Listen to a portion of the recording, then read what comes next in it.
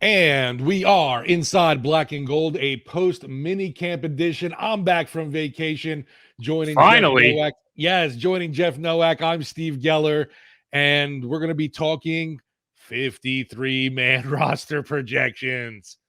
I know everyone's excited. Yes, I promised and I have delivered. We're going to get into a lot of that. Steve was not at minicamp, so I figured I'd take it easy on him and spend the majority of time talking about stuff that doesn't matter.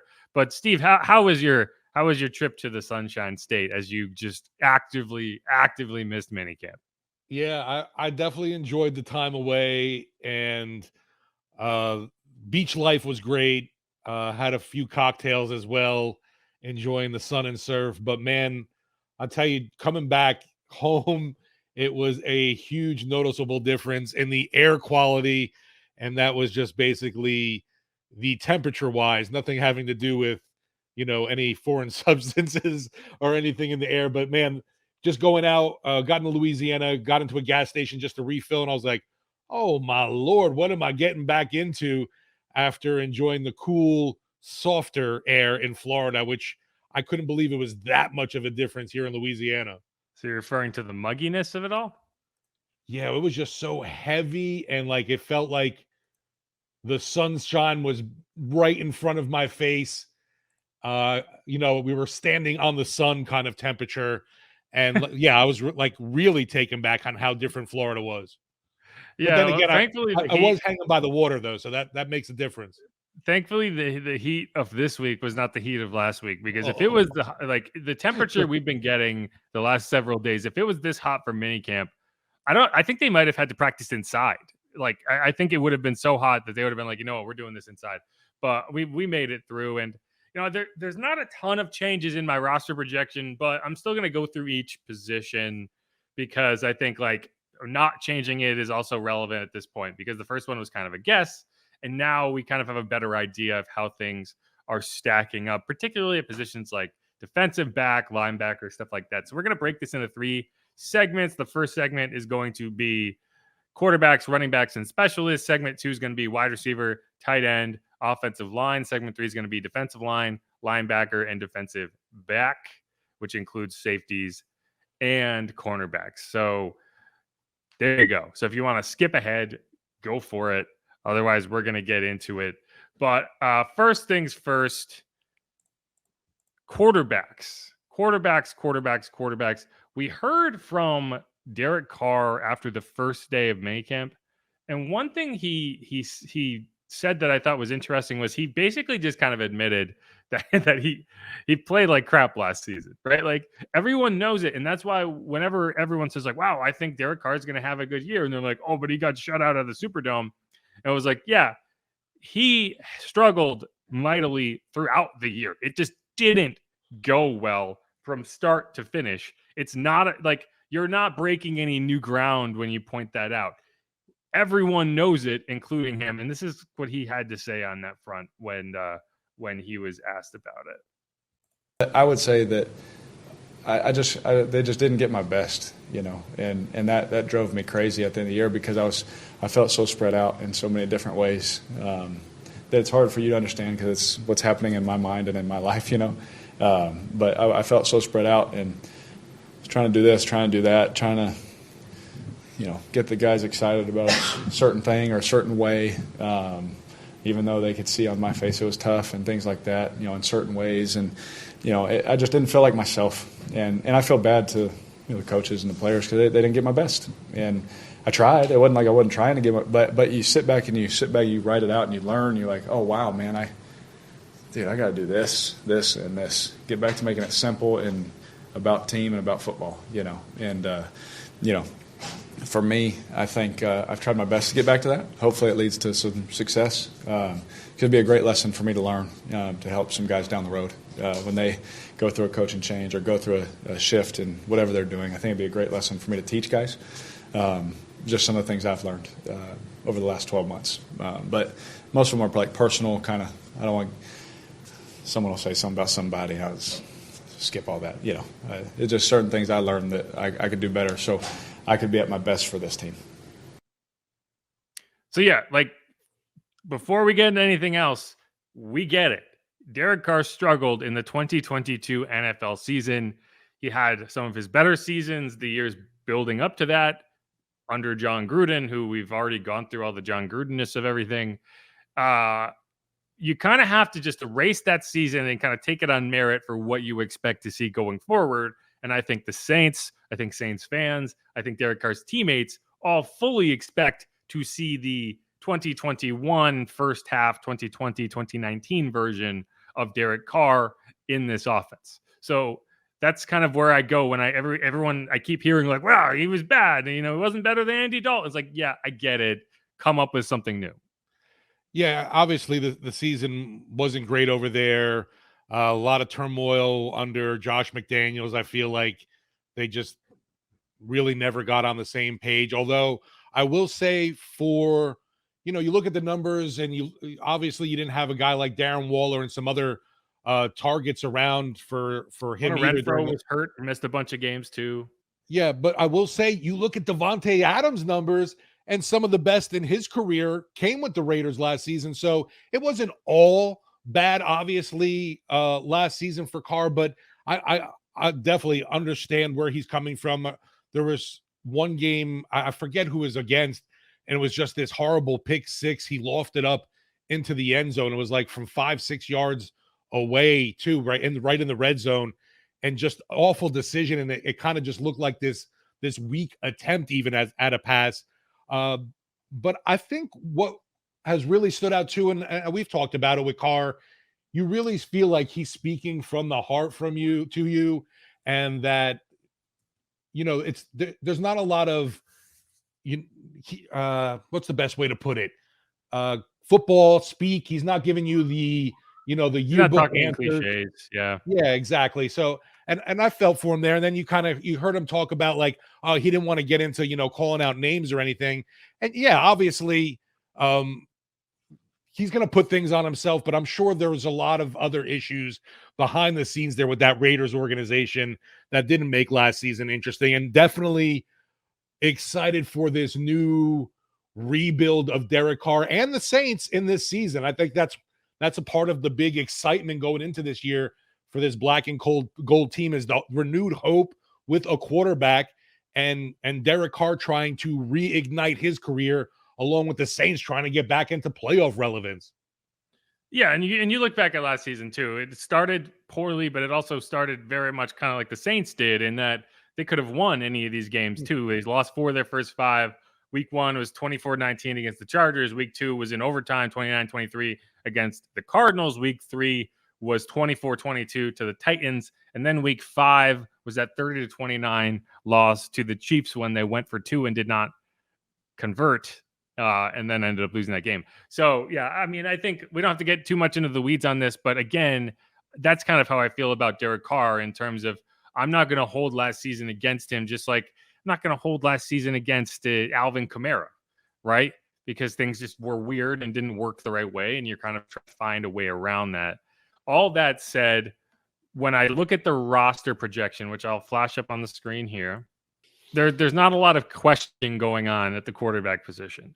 The only question, and this emerges just because of what happened last year, where you didn't keep Ian Book, you cut him and went with 2 quarterbacks all season, knowing that Taysom Hill could be your emergency third quarterback. This year, I don't think you are going to cut a 4th round draft pick. So you're kind of locked into keeping Jake Haener on the roster, regardless of what his status is relative to backing up Derek Carr. That said, I don't think that he will necessarily be the 3rd string quarterback. I think he'll end up filling the emergency quarterback role that is almost certainly not to be used by the Saints because Taysom Hill exists. We saw Taysom Hill take quarterback reps in the first and third practice of minicamp. Jake Haener did not take team drills whenever Taysom Hill was in the quarterback conversation. There's only 3 sets of team drills that they ran, and in 2 of the 3 days, Taysom Hill took them. So it kind of leads you to the understanding that, if it came down to it and Derek Carr got hurt and Jameis Winston got hurt, pretty sure it would be Taysom Hill taking the quarterback reins for at least that game. Maybe if you got to the next week, if you end up in that doomsday scenario where you only have Taysom Hill and Jake Haener, maybe with a week of preparation, you would turn to Jake Haener. But I think if we learned anything about the quarterback position this week, it's that Taysom Hill is still in that conversation.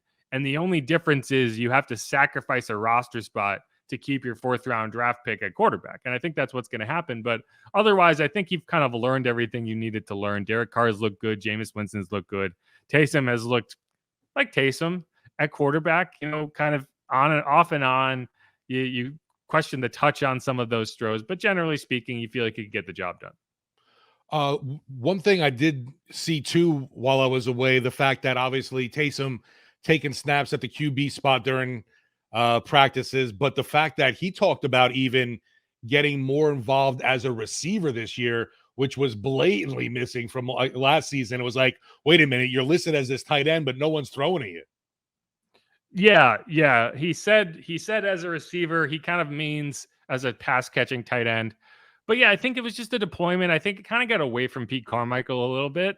And that I think that's kind of what happens when you switch quarterbacks, when you lose your top 2 wide receivers and Mike Thomas and Jarvis Landry. You're just kind of trying to make things work, and the best laid plans of the preseason probably fall by the wayside when you're in that situation. And so I think that's what you're seeing there is Taysom is going to try to be prepared more so this year than last year. And I think when you look at how he was used as a quarterback, it didn't make sense that he wasn't getting any quarterback reps because you were asking him to go in there and throw occasionally. He wasn't a tight end. Maybe that changes this year, but either way, what you want to make sure you avoid is a situation where Taysom Hill gets in the game and you're asking him to do something he has not been prepared to do. So I think that's what you're trying to avoid. Yeah, and just your point with Haener too, I totally agree. You're going to put Hill in, somebody that's more familiar with the offense and obviously has the reps instead of a guy that's totally green. Unfortunately, Ian Book was thrust into that situation on Monday night just because of COVID. Yeah, right. And then cut him the next year. And it's not that I'm against Jake Haener. I just think in this situation with the players you have on the roster, and it doesn't make sense to move on from Jameis. Maybe you trade him. I don't know. Maybe that helps you out. But I think Jake Haener is probably the guy you have inactive on game days, and you kind of go from there. Yeah, it's a red shirt year. Right, exactly. And there's no problem with that. That's kind of part of the deal. All right, moving on to running back and fullback. I think this is kind of your hands are tied here with you don't really have an option with keeping Alvin Kamara, Jamal Williams, or Kendra Miller on the roster. Like those are 3 roster spots. The only question, and we haven't seen Kendra Miller practice yet, the only question is, do you keep a fullback? And for now, I think you do. There's a chance if you're desperate to try to save a roster spot, sure, maybe you cut the fullback, put him on the practice squad, and bring him up as you need him. You could technically elevate him 3 times without having to burn a roster spot. Maybe that's how you start the year. That's how they did it last year. But for now, just for the numbers, I'm keeping him on the roster. Benjamin, we haven't seen work out yet. Jake Vargas is just kind of a depth there. And Adam Prentice, the team drills, and it was strange, but it was the case. He was on the first team drills catching passes from Derek Carr and Jameis Winston in the 2-minute. Alvin Kamara and Jamal Williams weren't in on those drills. Maybe they were just giving Kamara the day off and Jamal Williams. But, this team clearly likes Adam Prentice. So I think he's going to be on the roster in some shape or form. And so for now, I'm keeping 4. And otherwise, it's pretty straightforward. And you're just kind of waiting for the other shoe to drop with Alvin Kamara's potential suspension. Yeah, like you mentioned with Prentice, I think his spot is safe. But, I mean, I guess we'll have to see what Jake Vargas can do in training camp to kind of push him for that role at fullback. But I totally agree here, obviously, at running back. And the only thing that could be maybe interesting, obviously, practice squad-wise is like a Ellis Mayweather or a Kirk Merritt type. I did forget to put Ellis Merriweather on here, so good catch. He is on this roster. Got it right now, in real time. Woohoo! Sorry, Ellis. You're cut. Sir Roderick Thompson also got cut after camp. He's not on this list, but he is also already cut. I don't even know if it's really Jake Bargas versus Adam Prentice. I think it's Adam Prentice versus no fullback. Really? Right? Huh? Yeah. I Yeah, don't know. I feel like the Saints like to utilize the position though. I think they like to utilize it in certain matchups. Yeah. And early in the season, remember, you can put him on the practice squad and call him up 3 times before you have to sign him. And that's what they did last year, right? So I could see them just not having a fullback on the roster, having him on the practice squad and saying, we're gonna save a roster spot. And then once we bring you up 3 times, we'll sign you to the active roster. We'll figure it out from there. By that point, you'll probably have guys going on IR. So you won't have to be thinking about it as much. You'll know what the situation is with Kamara.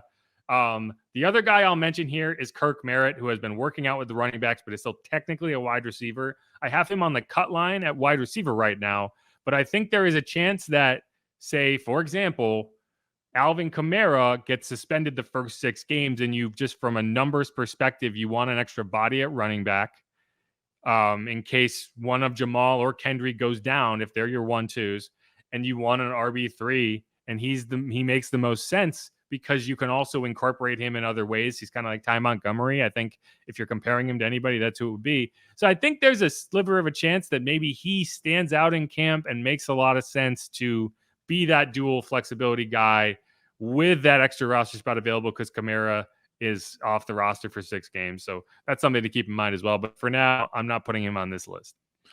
Also, something I'm excited about with the running backs here is Jamal Williams mentioning he has NOLA touchdown dances ready to go already in his repertoire. So get that man into the end zone, please. Agreed. He's already been dancing out at minicamp. Gonna do some more. And let's go down to the specialists. Not a ton to talk about here. I'm not making any changes. Will Lutz, Blake Gillick, and Zach Wood are the 3 special teamers. Kicker, punter, long snapper. And then the cuts are kicker Blake Grupe, punter Lou Hedley. Now, I do think that the kicker battle is very much a real competition.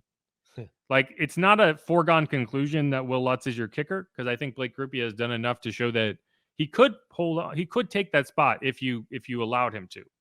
But kind of like Jameis and Jake Haener, I think that in order for Blake Grupe to beat out Will Lutz, Will would have to just fall down flat on his face and not get up, which is possible, right? I don't see it happening, but it's possible. And in that sense, it's worth talking about. But for now, I'm just going with Will. He would have to do a lot of bad stuff. And right now, he looks fine. He looks good. His leg looks good. He was good from 58 in practice the other day. So I'm not making any changes here just yet.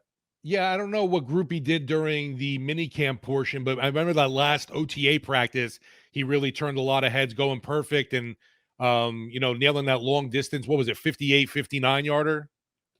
Yeah, I think if you're just trying to distill as it pertains to Grupe at this point, he has shown that he has what it takes to be a kicker, right? Like you haven't watched him and been like, this guy doesn't have it, but in order for him to make this roster, Will Lutz will have to show you he doesn't have it. Because I think from just a pressure perspective alone, in terms of being a guy who has made clutch kicks in his career, if you have any excuse to keep him around, you're going to keep him around, because I don't know what Blake Grupe is going to look like in the final 30 seconds of needing a 50, 48 yarder to win a game. I don't know. He might be nails. But at the same time, I know Will Lutz can be nails in that situation. We saw it against the Texans. We've seen it so many times.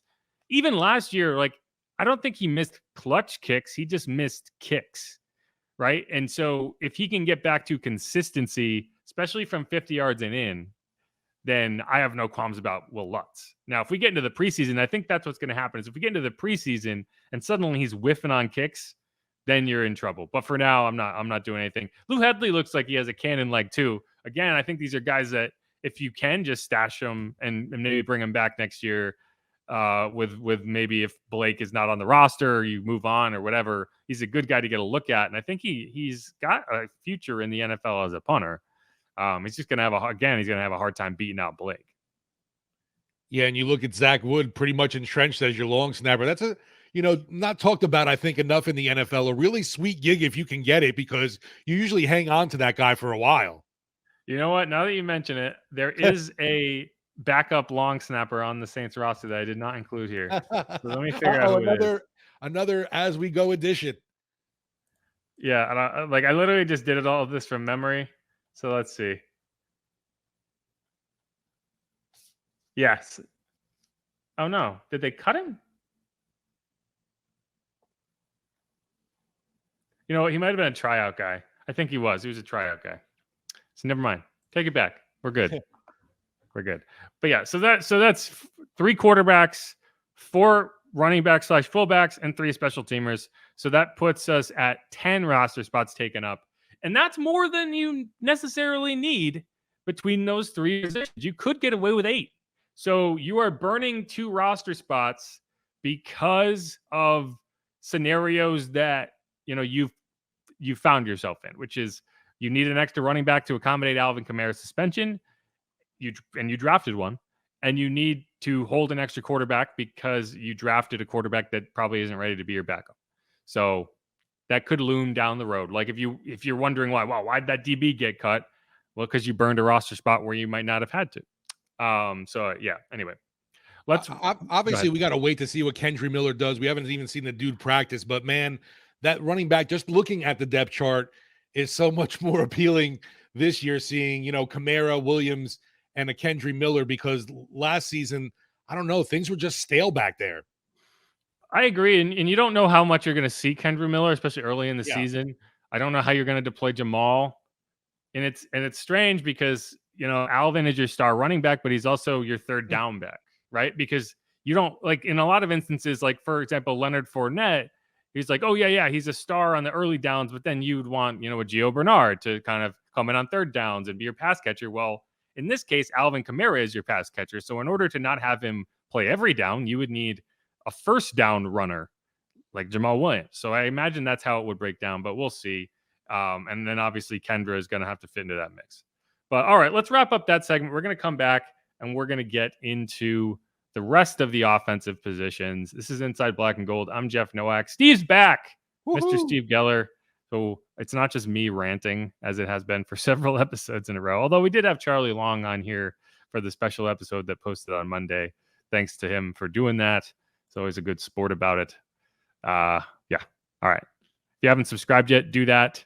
Wherever you get your podcast, subscribe on YouTube, WWL Sports, and stick around.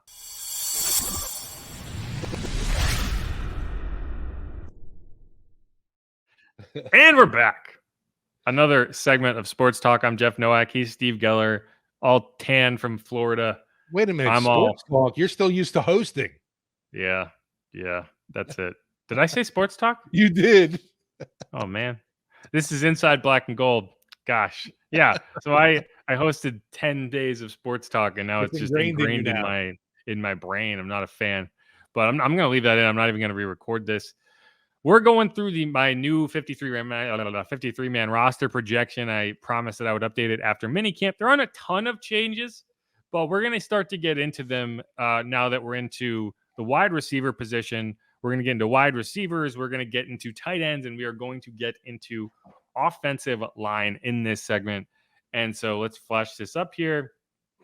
There are a lot of wide receivers currently on this roster. There are 15, and that includes the cut of, and that doesn't include Malik Flowers, who was cut, which is a bit of a surprise. But I think, when you brought in Kiki Kuti and Lynn Bowden, who both were signed and were very exclusively used in the kick return part of the practice, you probably could have put 2 and 2 together. I didn't, but you probably could have put 2 and 2 together that Malik was not panning out, considering you brought him in as a kick return specialist. But so I'm keeping the same numbers at wide receiver. Just keeping 6 wide receivers. You could theoretically keep more or less, but I think 6 is safe. And Lynn Bowden Jr. is one of them. And because I think that you brought both those guys in for one of them to be your backup returner.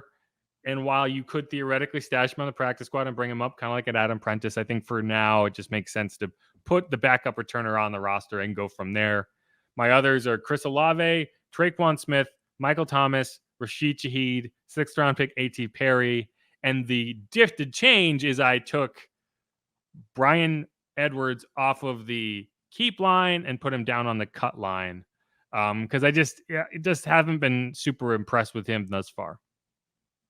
Yeah, question I think I go into every year, though. We'll see what happens with Traquan.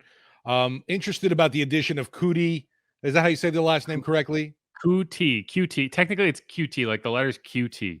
Okay, just because he has obviously the returns ability as well, Yeah. and I think could be someone that could push Bowden Jr. For that spot. One thing to keep in mind, too, is Lynn Bowden has a familiarity with Derek Carr. Yeah, that's a big one. He did spend time on the Raiders, and that's just been a very popular theme.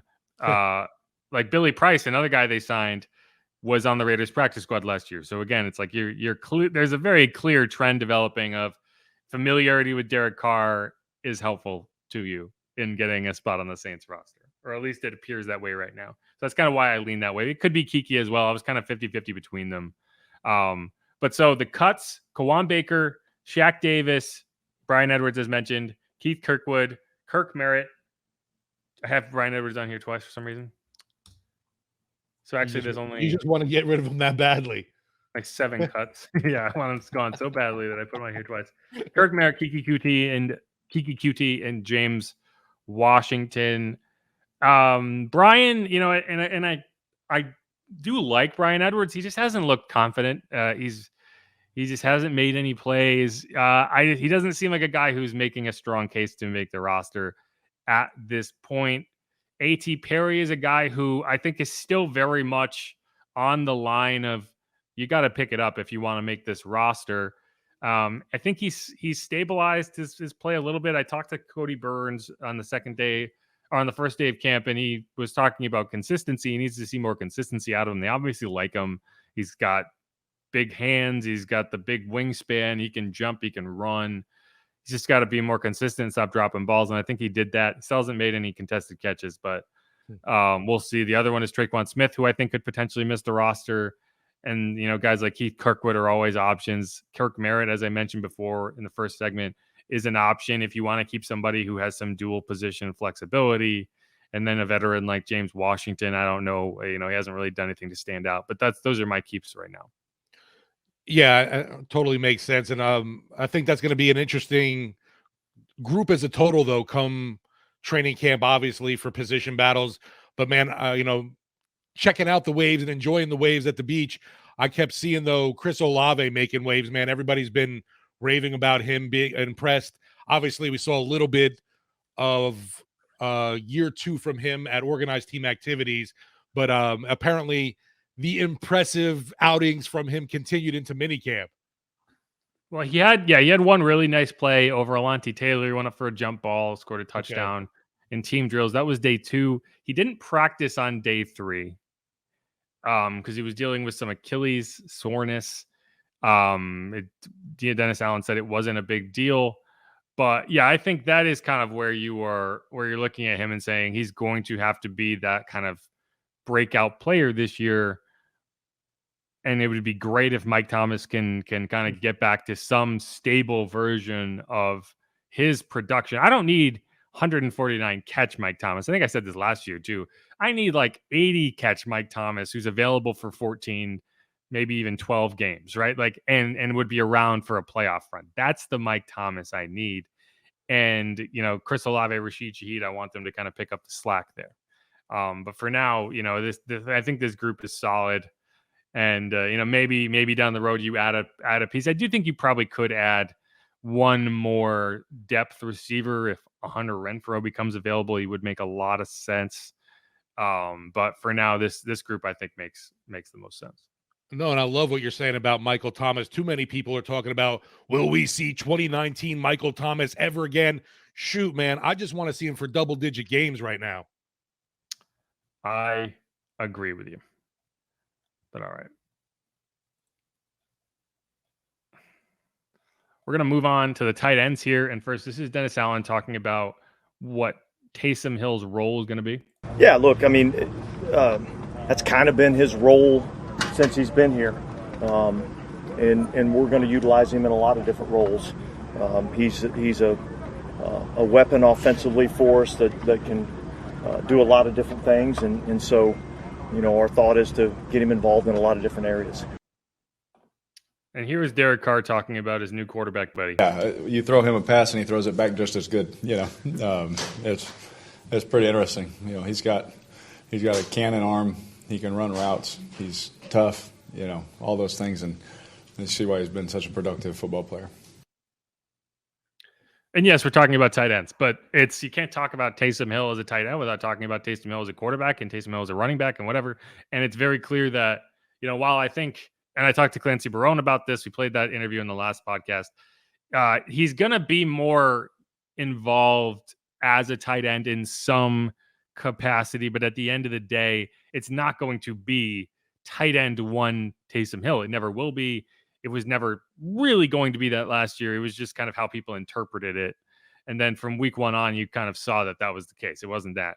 But for the purposes of this roster projection, they're going to keep 3 tight ends. Juwan Johnson, obviously. Taysom Hill counts in that position, at least as far as I'm considering it.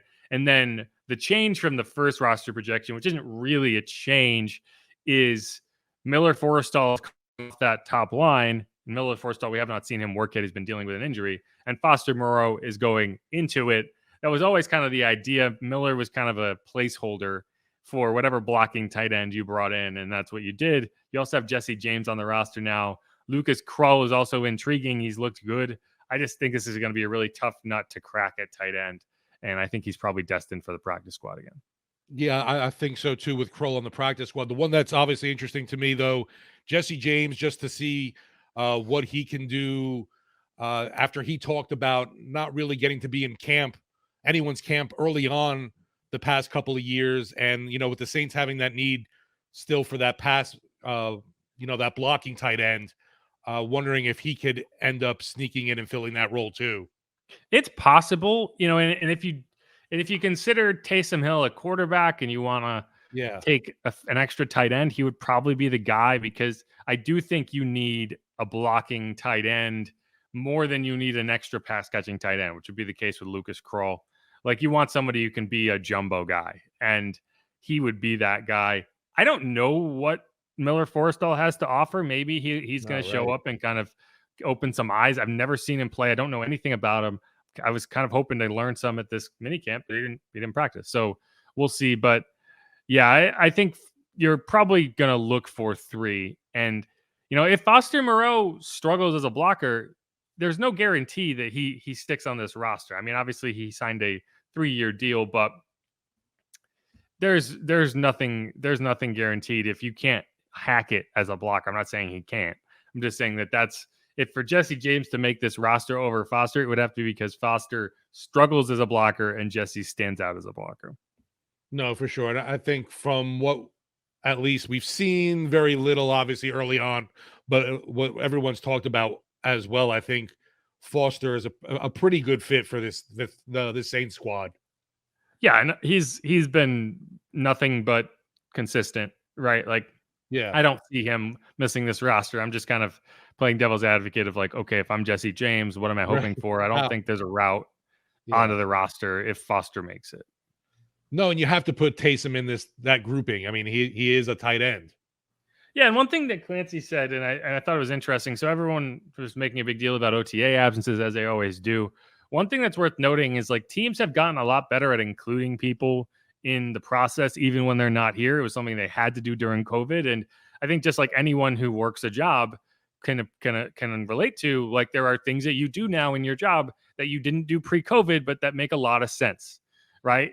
And one of those things is they FaceTime people into meetings, and they were able to send Taysom all of the practice film and all of kind of the homework on his iPad, and so he was communicating with everyone in the tight end room even when he wasn't there. And so when he got there for minicamp, he was already kind of a few steps ahead. Clancy said he could tell that he'd been working on some route running on his own. So like keep that in mind. Even when guys weren't there, they were still part of the process. And so I think that's important to remember. Yeah, just because you're absent, you're still getting the mental reps, quote unquote, I guess you could say. Right. Like I work from home pretty much exclusively now, but I'm doing just as much work, if not more, than I was when I sat in an office for 8 hours a day. So yeah, there are the benefits and also the negatives. I mean, because basically when you are working at home though, you kind of feel like it's 24/7. Yeah. He also just had a kid, so it kind of is 24/7 for Very Taysom true. right now. But all right, yeah, I think the tight end position is pretty straightforward, and we've talked extensively about Taysom. We played the interview with Clancy last episode, so I don't want to hang on to it too long. So let's move down to offensive line. This is a question. This is a position that is difficult to project right now, and it's really not even about the players. It's about who's going to be healthy. We haven't seen Yes. Trevor. We haven't seen Cesar Ruiz. Both of them are dealing with the same type of injury, but they're expected to be ready for camp. And then Nick Saldiveri, we saw at rookie minicamp, but then he did not practice during any of the OTAs or minicamp, dealing with a calf injury. He has been out there. He isn't wearing a boot or anything. So it seems like he's on his way back, and we'll just have to see if he's ready. But that does make it a little difficult to project how many offensive linemen you might need to keep. For now, I'm sticking with 9. And I think they're pretty straightforward. Like obviously, Eric McCoy, Cesar Ruiz, Andres Pete, Nick Saldiveri, James Hurst, Trevor Penning, Ryan Ramczyk are all making this roster. I think Landon Young is also a pretty safe bet to make this roster. So there's only one real question position of these 9. And I'm going with a guy I actually haven't seen yet in Billy Price, the guy that just signed off the street. But he makes a lot of sense as long as he shows up and doesn't completely fall flat on his face, because he can play all 3 interior line positions. He's a guy who could potentially back up Eric McCoy, which personally, and this might be me projecting, but personally, I'm tired of seeing Cesar Ruiz being asked to shift over to center. I think it's hurting his development at guard when he's constantly being asked to play center. Eric McCoy has been hurt each of the last 2 seasons. You hope that he can kind of kick that injury bug, but I think you have to at least go into the season preparing for it. Last year, Josh Andrews was the guy you brought in, and that's not exciting for anybody. And I think you do want to have a bit higher upside at your backup center spot if you can. So I think that's why I'm going with Billy Price. And the guy I knocked out was Lewis Kidd, who made the roster last year as a UDFA. The other cuts are Alex Pihlstrom, Mark Evans, Calvin Throckmorton, Storm Norton, Scott Lashley, and Coda Martin. You know, it's funny you mentioned with Cesar Ruiz, Trevor Penning, obviously expected to be ready for training camp. I feel like we hear that about everybody. It's kind of like when someone has surgery and they say, oh, it was a successful surgery. Was there ever an unsuccessful surgery? Are the Saints ever expecting these guys not to be ready for training camp kind of thing? I don't know. I have big questions. I'll give you an example of an unsuccessful surgery. Mike Thomas in 2020. Absolutely. But you know what the reports are all the time, though. You hear, oh, so-and-so had successful surgery kind of thing. But no, I would hope that surgery is successful 99.9% of the time, because unsuccessful surgery is a problem. It means the surgeon probably shouldn't have a job. Yeah.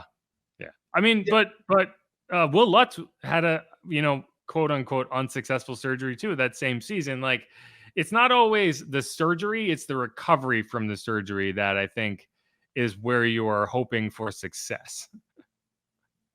Yeah, and I don't know, just this group as a whole, there's still a question for me in general, just because of all the health issues we've seen, and just hoping that come training camp we see the whatever kind of group start to gel together, get some continuity, because we can talk about Derek Carr and these weapons all we'd like, but if they can't get the offensive line straightened out and a lot better from last season, we're not going to see much different results.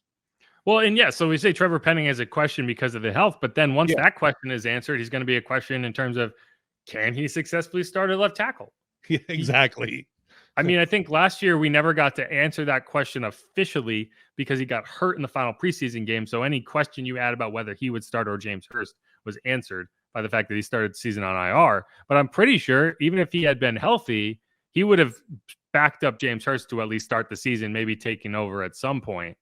But I mean, there's a reason he didn't feel like he was going to beat out James Hurst, and it's because he wasn't ready. Hopefully that's changed this time, but we don't know.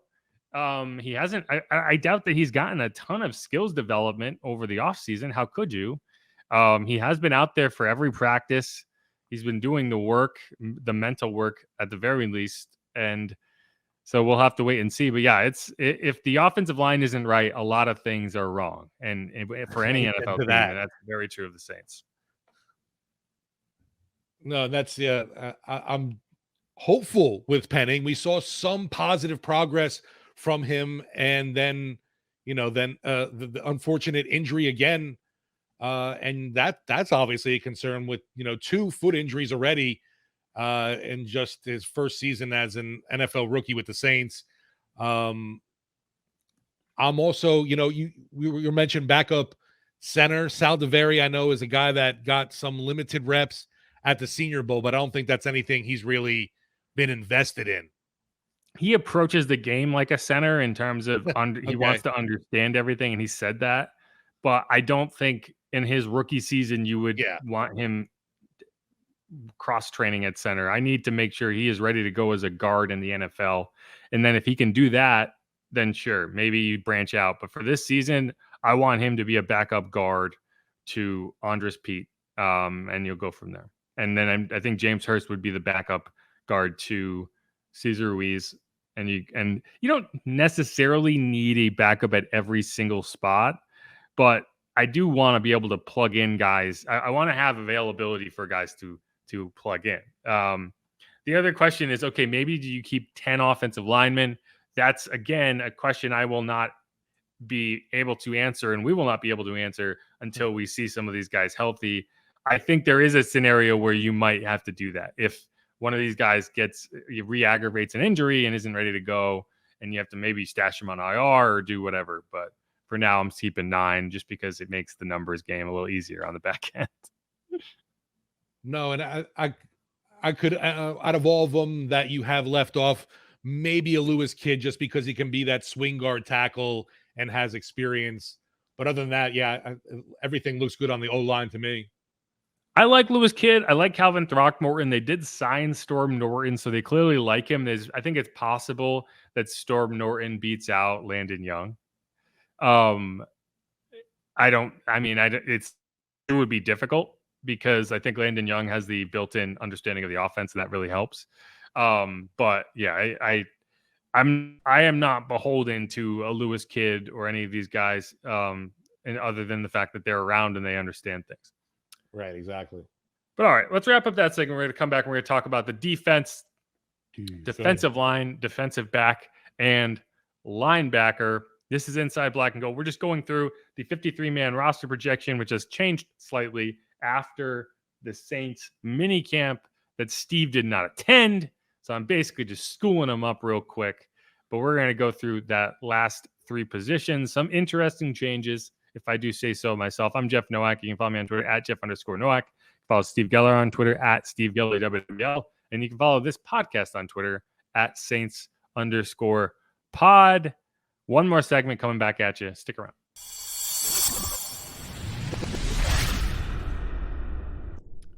And we're back. One more segment on Inside Black and Gold. I said the right name that time. I'm Jeff Nowak. He's Steve Geller.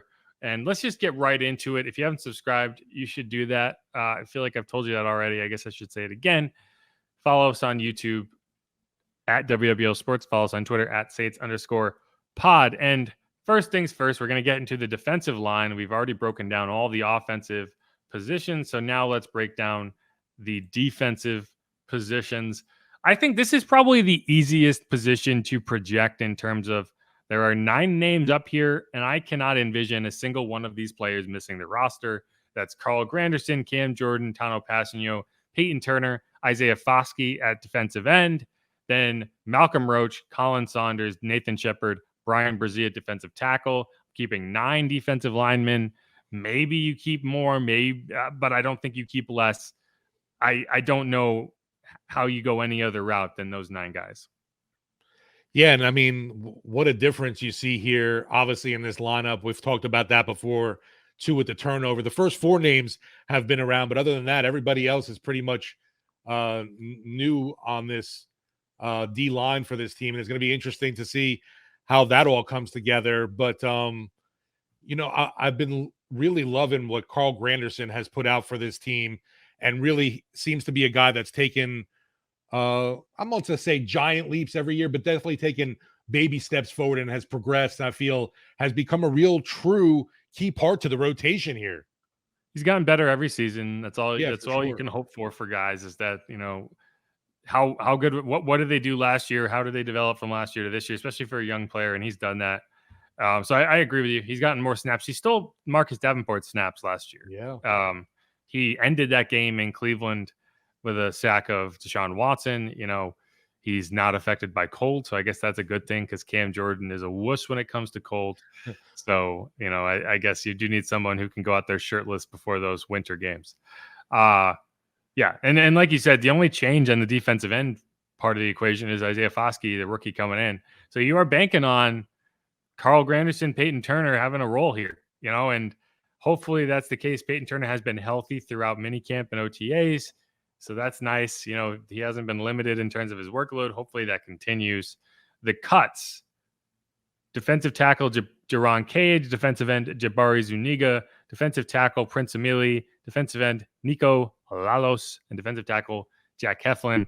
Again, one of these guys one of these defensive tackles maybe stands out, and suddenly you keep a 10th and it's a defensive tackle. Maybe somebody gets hurt. I don't know.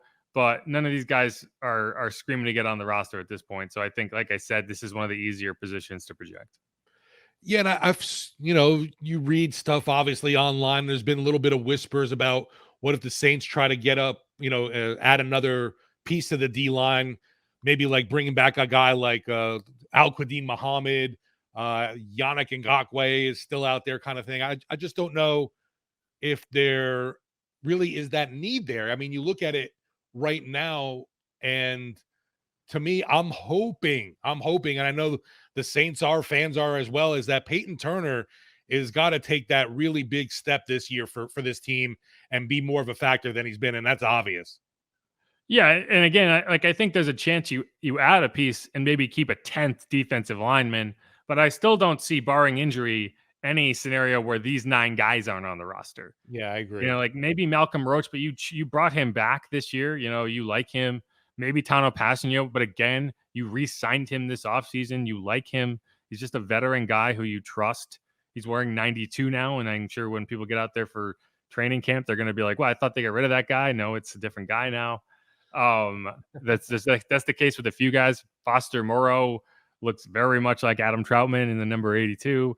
Jesse James looked just like Nick Vannett in the 81. That's just kind of the par for the course. But I could see, right. You mentioned them, Yannick Ngakoue, guys like that. But for now, I think you're just going to see what you have in Peyton Turner. And if you get the impression that he's just not going to be that guy, then you have to bring in somebody else, sure. But I think you're going to give him every opportunity to contribute. Yeah, agreed. I think they have to. It's a must. And yeah, Peyton Turner, it's his job to definitely lose. And if that is not happening during camp, yeah, then I could see the body being brought in. But I just thought that was a little early, maybe on some speculating, but definitely not out of the realm of question. I agree, but let's move on to what I would consider the weakest position in terms of depth. And if I was going to guess, the position that you would be most likely to add an extra body at, the free agent market is not thick with names you love, but No. You could probably go find somebody. That's linebacker. Right now I'm keeping 6.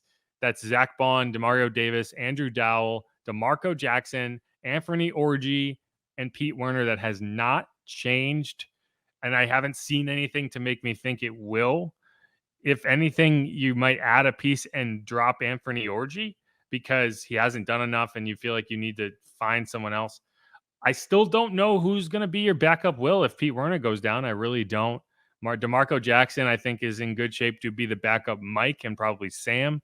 Linebacker, Zach Bond is probably your starting Sam linebacker in a very limited role to begin with. Andrew Dowell is a special teams ace. I don't think you're going to move on from him. And I think Anthony Orji, of the next 5 names, has done enough to be there on that list. He's probably the most NFL-ready build of the young guys at linebacker. He made a nice play in coverage on Brian Edwards in practice on the 3rd day of minicamp. But again, I think, this group does not blow me away beyond the starters in Pete Werner and Demario Davis. And, maybe you never have to answer the question of who backs those guys up. These guys are typically have been healthy, but, that's a tough spot to be in where you just don't have any depth. Yeah, I know we're all hoping for more development from Zach Baun. But the question of obviously the Tulane kid, Nick Anderson, everybody's hoping that, he can make this roster. Pretty much from what we've seen so far, I think it's pretty safe. If he does, it'll be a practice squad guy.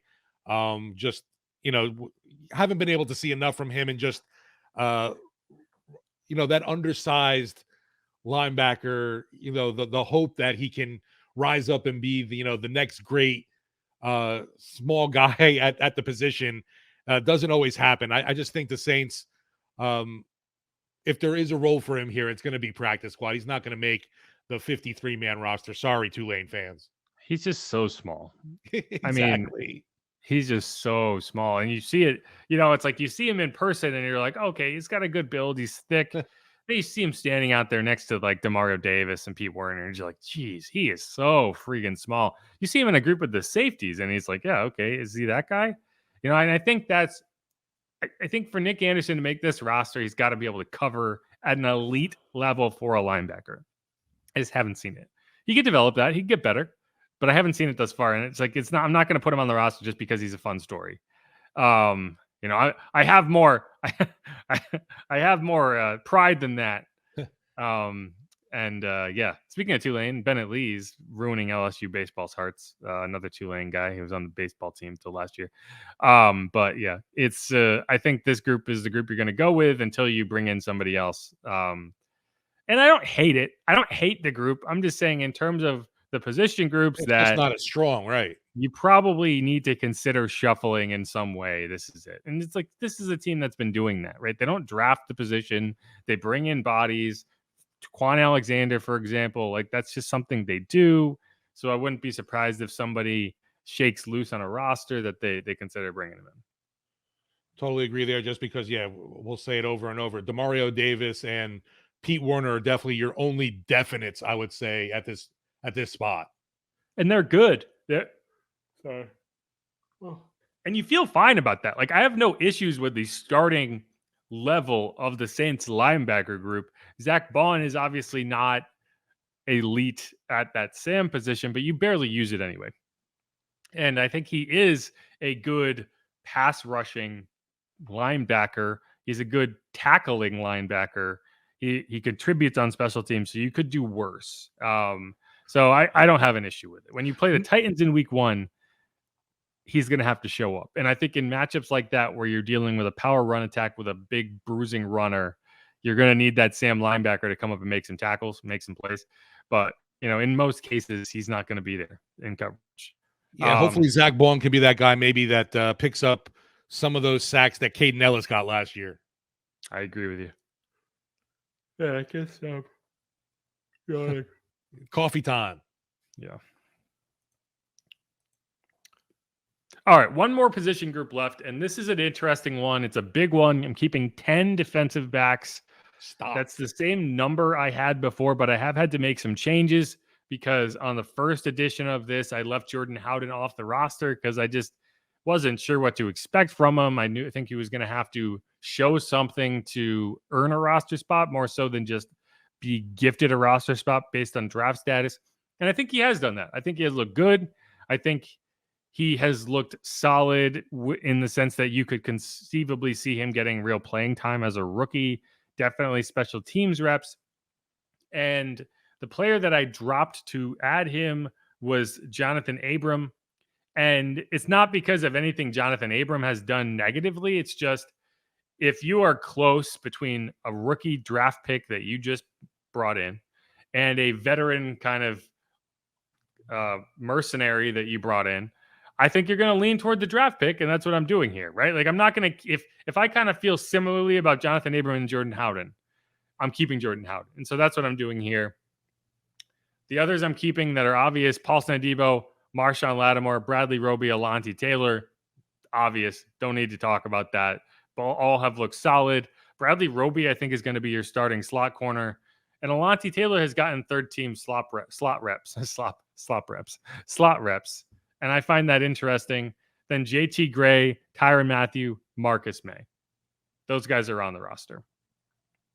Yeah, the one I'm interested to see definitely when pads come on for sure is a guy like Jonathan Abram, just because I feel like that's his game, obviously, and we haven't been able to really see him shine at all without the pads on. For sure, and there's a lot to be learned about these guys. There are two more defensive backs that I'm keeping on the roster.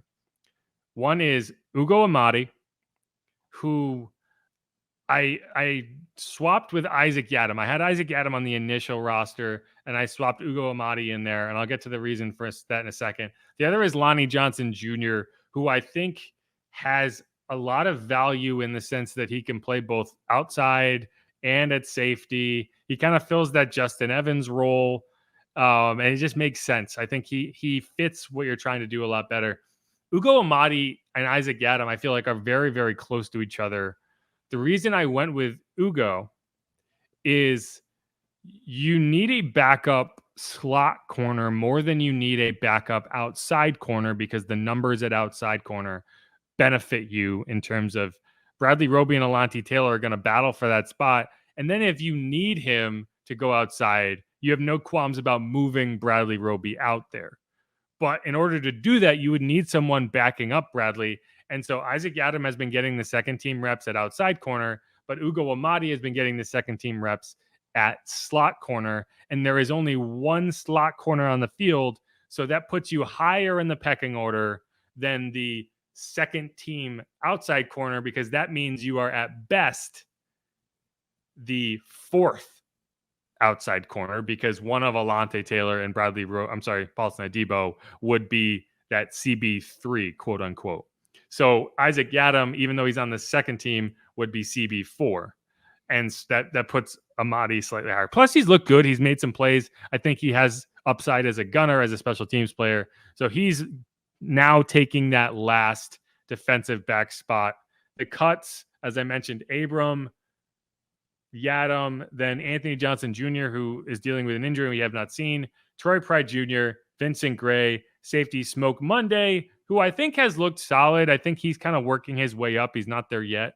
And then defensive back Adrian Fry. Yeah, the Lonnie Johnson Jr., I thought, was one definitely during at least OTAs, was someone I kept writing down his number, and I'm looking each time, and I'm like, who is that? So I'm definitely interested to see more of him come training camp time. And then I think, touching on it with between Alontae Taylor and Paulson Adebo, that's going to be one of the big camp battles to see who ends up taking that number 2 corner role alongside Marshawn. Yeah, and it's very much going to be a camp battle. Like Dennis Allen said, that it's very clear based on the splits that that's going to happen. Alontae took the first team reps on day 1. Paulson took the first team reps on day 2, and then they handed them back and forth on day 3. That's going to be a fun one to watch. And I don't know if we're going to get an answer until the preseason games. Actually, I take that back. I don't think we're going to get a real answer until you start to get into the joint practices, because the Saints are having 2 sets of joint practices. One, they're hosting here against the Texans, which is interesting because they play the Texans in the regular season. And then the second is on the road against the Chargers, which that might be backwards. Are the Texans... When do they play the Texans? Let me see. I thought you were right. Yes, because they open with the Chiefs. So the Texans is the third game. So that they'll host. Okay. They'll face the Chiefs in the preseason. There's no joint practices for that. Then they will go on the road to face the Chargers. They're going to have joint practices out west. And then they're going to come back and host the Texans for joint practices before that final preseason game. So I think those are where you're going to really see them. And you were out there in Green Bay last year. You could make a really valid argument, and I'd argue the correct argument, that those drills and practices are higher intensity at times than the preseason reps. Yeah, because you get to see a lot more, definitely reps for starters, and even, Exactly. If there's a play that they want to, see again, you'll see multiple times, kind of get, put in the same situation. I definitely love watching the joint practices. Plus, things to get, they tend to get a little more chippy because guys are sick of practicing against one another. We constantly hear that, wanting to hit somebody in a different uniform. And it ends up shaking out that way because, the pride and all that, machismo comes out on the line and people start talking and yapping. And that's definitely, like I said, you get out there in those practices in the heat, even if it was Green Bay, there was still a lot of chatter going on between guys. And even not surprising, I guess, Aaron Rodgers, man, was loving the trash talk out there. He was going back and forth with DeMario. Makes sense. And the only thing this is going to be the first time I think we've seen them do 2 sets of joint practices. And the only concern I have is that the higher intensity of the practice, I think the higher chance you have of dealing with injuries. But again, this is football. So anytime you go out and play real football, you risk an injury. You cannot protect football players from football. So I guess if it's going to help you in the long run, I don't have any issues with it. I just do think you have to be careful, especially in that last set of joint practices. I highly doubt, I think what probably happened is you'll see really high intensity joint practices against the Chargers with a lot of starters getting a lot of reps. And then in that last week, you'll probably keep the starters out of a lot of reps, but you will get a lot of high intensity reps for guys who might be fringe roster contenders who are trying to make that last stamp on the roster, just like in that last preseason game. But I do think that back-to-back weeks of joint practices might be a bit much for guys like for guys like Marshawn Lattimore, Alvin Kamara, Mike Thomas, et cetera, et cetera. Yeah, and hopefully we'll find out something. You mentioned Kamara, that August 27th final joint practice, and final preseason game. Maybe we'll know something by then from the courts and NFL, although I don't know how quick a ruling will come down from the league. We're almost, we're about 40 days away from the start of that trial. So if there's going to be a settlement, you'd hope to hear about it soon, because it's going to be weird if we get to training camp and suddenly Alvin's not there because he's in an ongoing trial. That will be awkward. So for simplicity's sake, I'm hoping for a settlement. Is that? And yeah, I'm just hoping too for Kamara's state of mind, because I really don't know if all of the weight of the issues around him played an issue last season, but I know for damn sure it didn't help. Yeah. I think anyone would much rather not have to deal with that than have to deal with that. I don't think that's a very controversial statement, but who knows these days. All right. Let's wrap this podcast up. Thanks, everyone, for listening. We went through the 53-man roster. You can find this all on WWL.com. I put up a post. I'm putting up a post Wednesday morning to post alongside this podcast. So if you listened and you want to go back and kind of get a full rundown of everyone who made the roster, all 53 names and who got cut at what positions, go check that out. I also have, short breakdowns of each position. So it'll kind of help you go through it. But all right, y'all, thanks for listening. Thanks, Steve Geller, for returning to the state of Louisiana and rejoining the podcast. So it's not just me talking to a wall for, actually take that back, not just me talking to a image of myself for 45 minutes. But yeah, we're going to get more into this. If anyone wants to hear anything specific about on the podcast, hit me up on Twitter at Jeff_Nowak, or hit Steve Geller up at Steve Geller WWL, or hit Saints Pod up at Saints_pod. I love how that's been growing. I saw that on vacation. Every little new follower I got a notification about for the Inside Black and Gold podcast Twitter. I was like, all right, keep killing it. Yeah, I mean, we're up to like 60 followers now. I mean, which is nothing in the grand scheme of things, but I do judge podcasts if they've been around for like 5 years and have had a Twitter account and they have like 17 followers. Because I see that all the time as I see these podcast Twitter accounts, and I look and it's like, geez. So at least we're up toward like the point where if I tweet something, there's somebody who's going to see it. But yeah, so if you haven't followed that yet, go check it out. I'm going to be, one of the things that has helped it is I've been posting a lot of camp videos to that. So those are exclusive videos to us. It's stuff that I'm kind of taking off my own Twitter account and putting over there just because, it's a good place for it. And I'm going to keep doing that. We'll have more of a plan for it. So we'll be posting some more original content from the episodes themselves. But for now, it's more just kind of like we're getting it off the ground. But yeah, so thank you to anyone who has gone and followed it already. If you haven't, go check it out. It's a good time. Turn on tweet notifications. That's a good way to find out when we post a new episode. And I won't be spamming it like I do with my Twitter account, complaining about how the Pelicans are trying to grift me out of my money. Anyway, why now? What would they try to sell you a ticket package? they're always trying to tell me something, anything but winning games. Oh, hey now. Yep. Draft is coming up on Thursday. Looking forward to that. Just kidding. I'm hoping they don't. I'm hoping that we still have Ingram and Zion on the roster. I don't see this great number 2 pick being Scoot that's going to come in and be the difference maker for this roster. You think we could trade Mariah to the Hornets? I wish. I do too. I blocked her, but I still see her tweets. But I mean, that's a whole nother issue. It's like what is going on with Zion? Not just even now on the court. It's like off of it, there's a whole big mess. So the Pelicans are in for it right now. The mess, but that's a problem for another podcast. Yes. All right.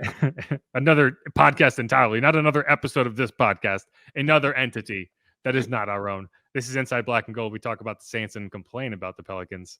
Thanks everyone for listening. We'll be coming back at you later in the week with something else. Don't know what it is yet. We'll figure it out. All right, y'all. Thanks for listening. Peace.